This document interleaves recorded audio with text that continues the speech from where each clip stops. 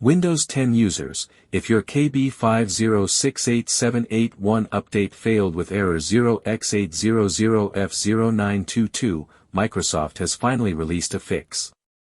In this video, I'll show you step by step how the new KB5072653 ESU licensing preparation package resolves this issue and what you need to install first.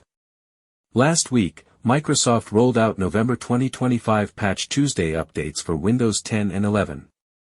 But many Windows 10 users reported that update KB5068781 failed to install with the error code 0x800f0922, even though KB5071959 fixed the ESU enrollment bug. So Microsoft released another update to clean up this issue. The fix comes as a new package called KB5072653, Extended Security Updates, ESU, Licensing Preparation Package.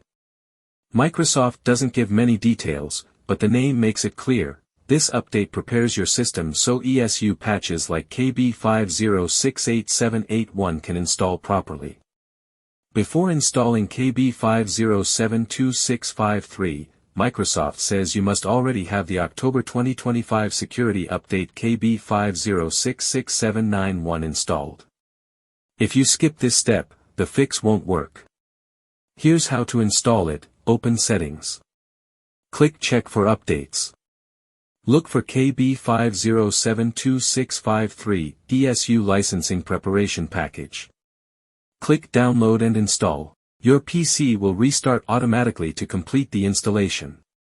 Once KB5072653 is installed, you should no longer get the 0x800f0922 error when installing KB5068781.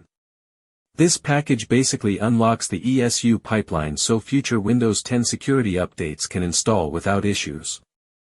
If this helped you, hit like and subscribe. If your update is still failing, drop your error code in the comments and I'll guide you.